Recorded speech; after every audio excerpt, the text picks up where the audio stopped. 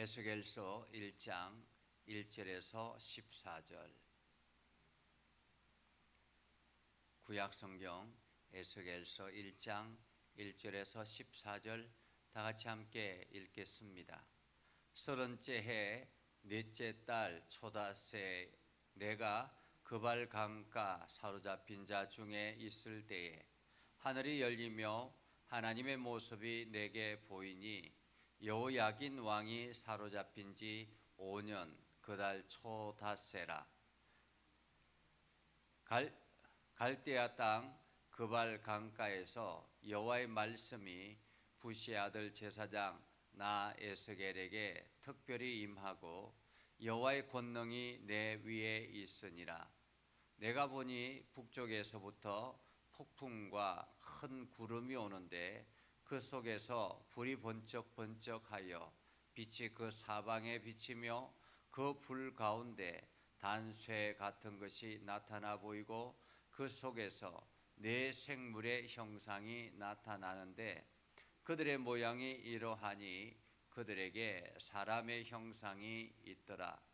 그들에게 각각 네 얼굴과 네 날개가 있고 그들의 다리는 곧은 다리요 그들의 발바닥은 송아지 발바닥 같고 광낸 구리같이 빛나며 그 사방 날개 밑에는 각각 사람의 손이 있더라.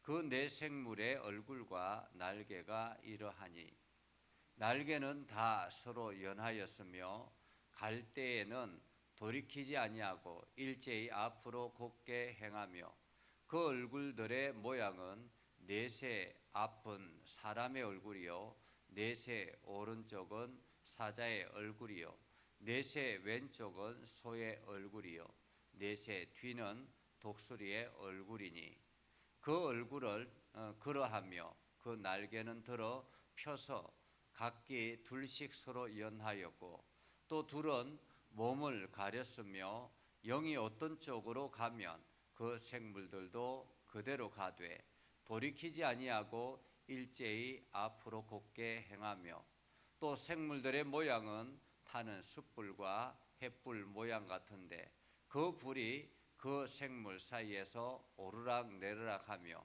그 불은 광채가 있고 그 가운데에는 번개가 나며 그 생물들은 번개 모양같이 왕래하더라. 아멘. 오늘도 하나님의 은혜가 여러분의 삶 가운데 가득하기를 바랍니다. 하나님의 능력이 여러분들이 날마다 여러분에게 나타나서 그 능력으로 힘을 얻고 나아가기를 주님의 이름으로 축복합니다.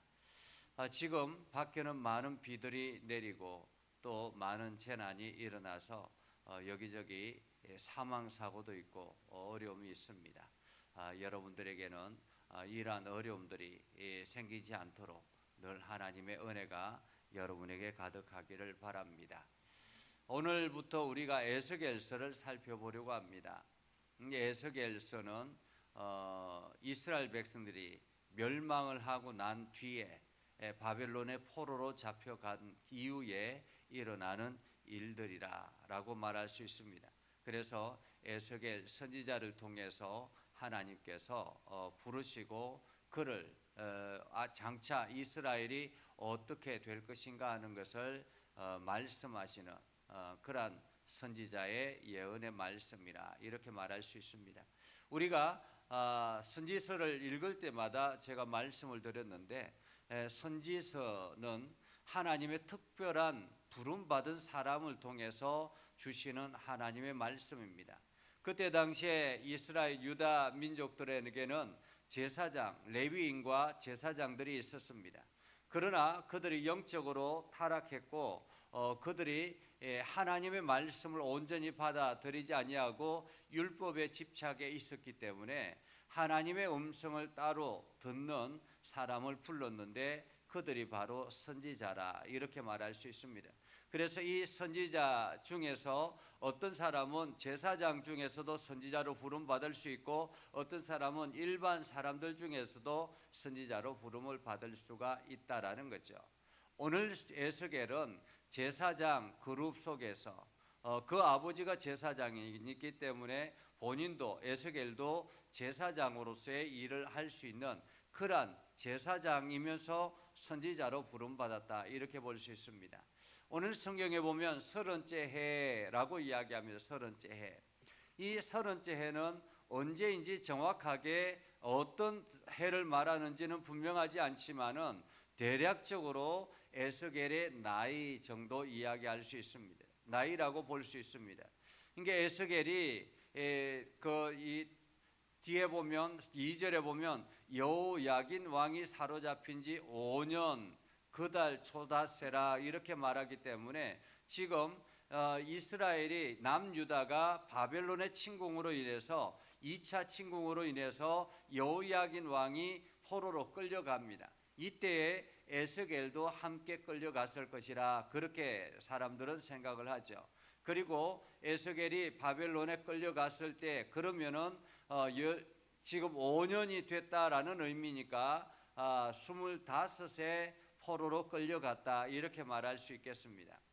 이스라엘은 제사장은 30해 30이 되면 제사장의 일들을 감당합니다. 제사장의 일을 감당하기 때문에 어쩌면은 에스겔이 이제 제사장의 임무를 감당할 수 있는 그러한 나이가 되었을 30이 되었을 때 이렇게 볼 수 있겠습니다. 그러면 나이 30에 지금 하나님께서 에스겔을 부르셨습니다. 그가 서 있는 장소는 그발 강가입니다. 이 그발 강가는 지금으로 말하면 이라크의 남부 지역이라고 볼 수 있습니다. 그래서 이라크의 남부 지역인데 이 지역은 그때 당시에는 바벨론의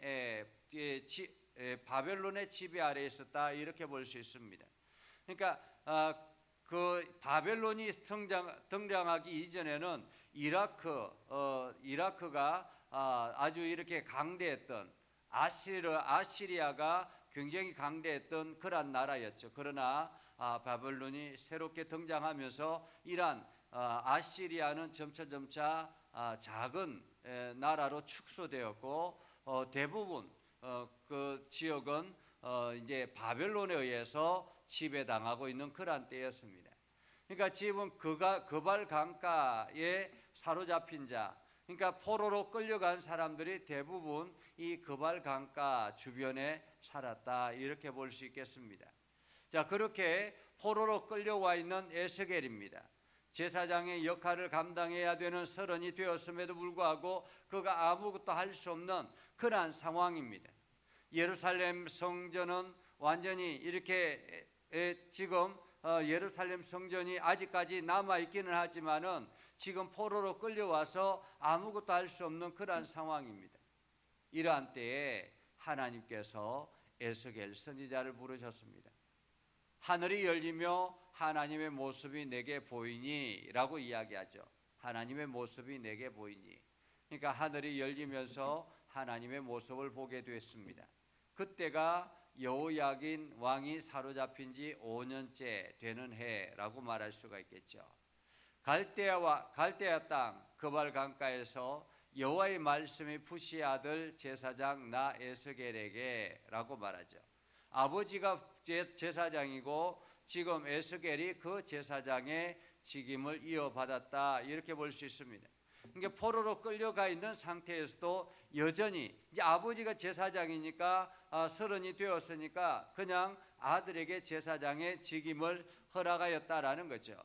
그가 포로로 끌려간 상태에서도 여전히 그 자리에서 예배하는 제사를 드리는 그러한 제사장이었다라는 거죠. 자, 그런 상태에서 에스겔에게 특별히 임하고 여호와의 권능이 내 위에 있으니라.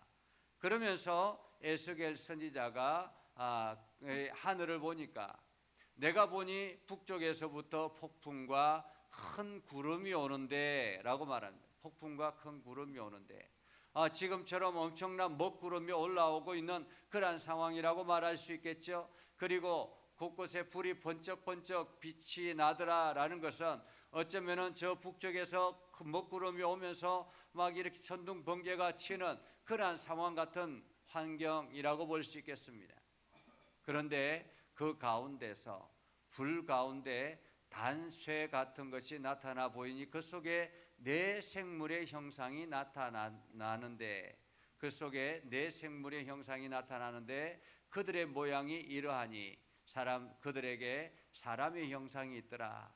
그러니까 그 북쪽에서 큰 먹구름이 올라오면서 곳곳에 막 천둥 번개가 치고 그러한 가운데서 사람의 형상이 딱 나타나더라라는 거예요. 사람의 형상이. 그런데 이 사람의 형상이 그들에게 각각 네 얼굴과 네 날개가 있고 그들의 다리는 곧은 다리요 그들의 발바닥은 송아지 발바닥 같고 광낸 구리같이 빛났다 이렇게 말하죠. 그러니까 그 사람의 얼굴이 있는데 그 다리가 아주 곧다라는 말은 힘이 있다라는 말이에요. 이게 튼튼하다라는 말이죠. 그리고 그 발바닥은 송아지 발바닥 같다라고 말하는데 송아지 발바닥 같이 아주 힘이 있다라는 말입니다. 광낸 구리같이 빛나고 사방 날개 밑에는 각각 사람의 손이 있더라. 사람의 손이 있더라. 그러면서 네 생물의 얼굴과 날개가 이러하니 그 날개가 이러하니 날개는 서로 다 연하였으며 갈 때에는 돌이키지 아니하고 일제히 앞으로 곧게 행하며 한마디로 뒤로 가지 아니하고 앞으로만 전진해 나가더라라는 거예요. 앞으로만 전진해 나가는데 얼굴 모양이 네 얼굴이다. 네 가지 얼굴이다. 사방 동서남북으로 사방의 얼굴이었다라는 거죠. 앞쪽은 사람의 얼굴이고 오른쪽은 사자의 얼굴이고 왼쪽은 소의 얼굴이고 뒤쪽은 독수리의 얼굴이더라라고 말해요. 독수리의 얼굴이더라. 그러니까 이렇게 사방을 다 보더라라는 거죠. 양쪽 사방을 다 보는데 그 얼굴은 그러하며 날개는 들어 펴서 각기 둘씩 서로 연하여 둘은 몸을 가렸고 영이 어떤 쪽으로 가면 그 생물들도 그대로 가되라고 말합니다. 한마디로 영이 움직이는 쪽으로 그 생물들도 동일하게 움직이더라. 한마디로 그 사방을 다 보면서 그 영이 움직이는 쪽으로 움직이더라라는 말이죠. 그러면서 앞으로 이제 이 생물들이 어떻게 행하는지 또 생물들의 모양은 타는 숯불과 횃불 모양 같은 것이 있는데 숯불과 횃불 모양 같은 것이 있다라는 말은 그 모양이 마치 이렇게 불길같이 있다라는 말이거든요. 오르락내리락하고 그 불은 광채가 있고 그 불 가운데는 번개같이 나타나서 그 생물들은 번개같이 왕래하더라. 여기저기 막 어느 곳에든지 왕래하더라라는 거죠.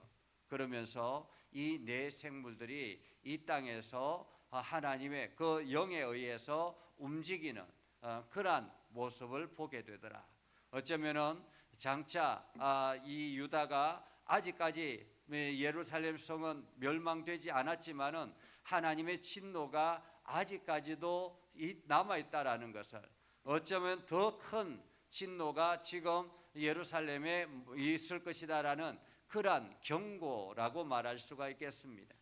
오늘 우리는 지금 내가 처해 있는 환경이 어떠한지 모르겠습니다. 그러나 각자에게 주어진 환경 가운데서 하나님이 분명히 여러분의 삶 가운데 함께하고 있다는 것입니다.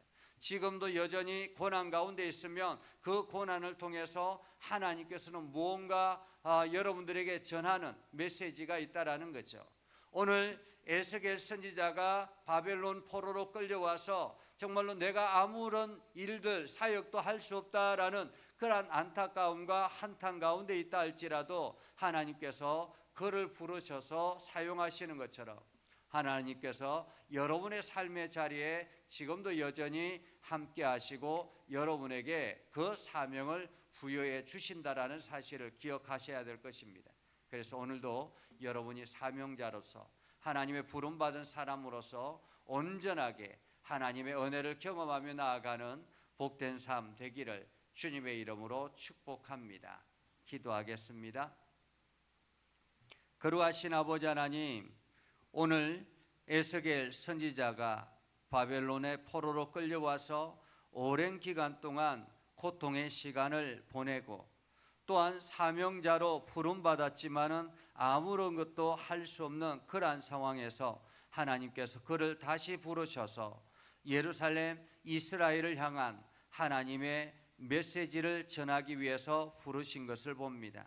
비록 환경은 열악하고 어려운 가운데 있지만은 그 속에 하나님의 선한 뜻을 담아내는 그러한 에스겔 선지자처럼 오늘 우리에게 역사하여 주셔서 하나님의 마음을 부어주시고 내가 이 땅에서 해야 될 일이 무엇인지를 깨닫는 지혜를 얻게 하여 주시옵소서. 그래서 오늘도 우리에게 주어진 환경에 최선을 다하게 하시고 하나님의 마음을 깨닫게 해주셔서 오늘도 하나님의 거룩한 백성으로서 하나님의 부름받은 사람으로서 그 사명을 감당하는 저와 여러분이 되게 하여 주시옵소서. 하나님 오늘도 동행하여 주셔서 평안을 얻게 해주시고 오늘도 믿음의 성도들이 간구하는 소리를 들어 응답하여 주옵소서. 예수님의 이름으로 기도드리옵나이다. 아멘. 이제는 우리 구주 예수 그리스도의 은혜와 하나님 아버지 극진하신 사랑과 성령님의 감화 감동 역사 위로 교통하시며 은혜가 주의 말씀 붙들고 나아가는 믿음의 백성들 위해 하는 모든 일들 위해 영원토록 함께 하옵시기를 간절히 축원하옵나이다. 아멘.